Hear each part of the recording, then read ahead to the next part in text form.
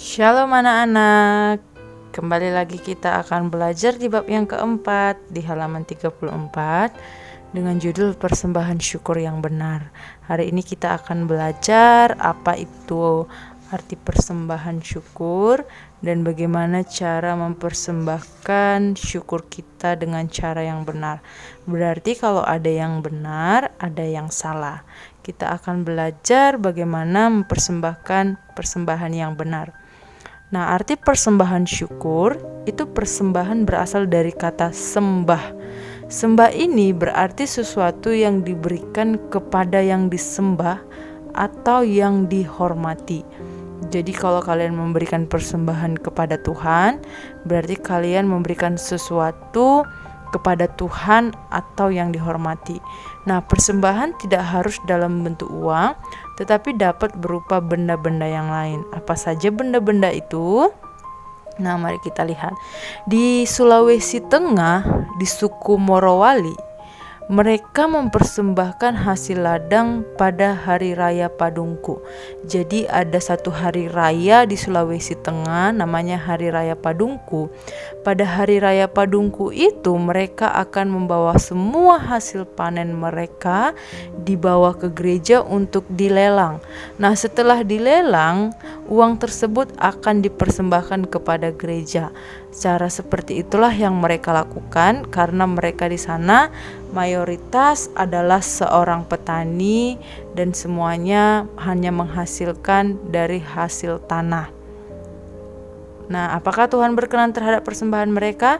Tentu saja, karena Tuhan melihat hati, bukan melihat dari apa yang kita persembahkan. Nah, salah satu yang bisa kita pelajari adalah Kain dan Habel.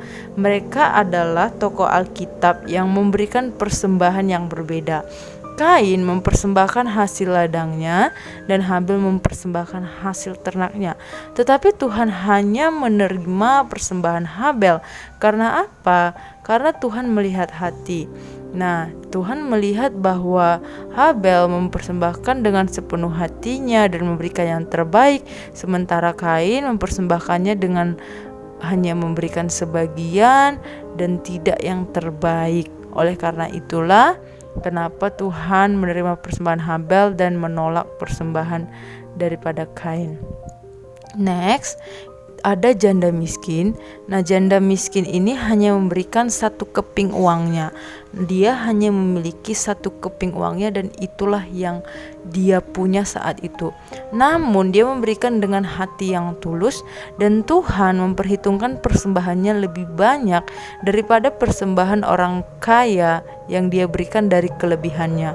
Jadi janda miskin ini memberikan dengan kerelaan hatinya dan memberikan semua apa yang dia punya, sehingga Tuhan memandang bahwa persembahan janda miskin ini lebih banyak daripada orang kaya itu. Nah, selain uang dan hasil panen, persembahan syukur juga dapat berupa waktu, pemikiran, hasil karya, bahkan hidup sebagai persembahan yang dikuduskan untuk melayani Allah. Jadi persembahan syukur itu kita juga dapat gunakan, misalnya kita memberikan waktu buat Tuhan, kita berdoa, kita memberikan waktu untuk mengucap syukur pada waktu bangun pagi, kita memberikan waktu untuk bersyukur pada waktu mau tidur.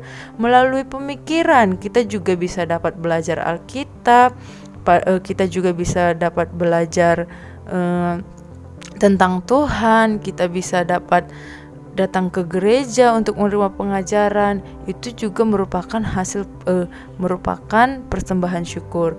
Kita juga bisa memberikan hasil karya, bahkan hidup kita sebagai persembahan yang dikuduskan untuk melayani Allah. Misalnya seseorang memberikan dirinya untuk mengabdi kepada Tuhan, untuk melayani Tuhan seumur hidupnya, misalnya menjadi pastor atau menjadi pendeta.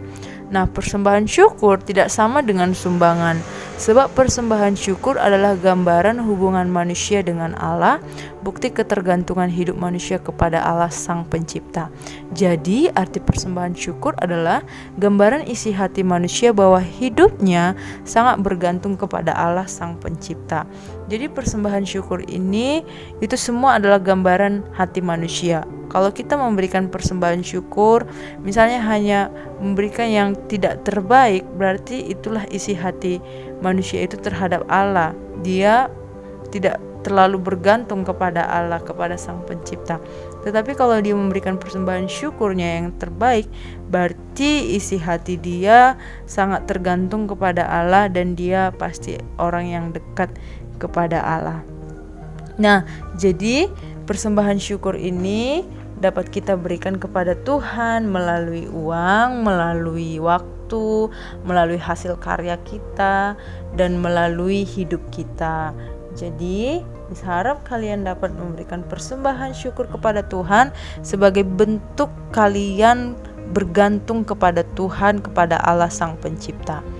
Demikianlah penjelasan Miss pada hari ini. Tuhan Yesus memberkati. Shalom.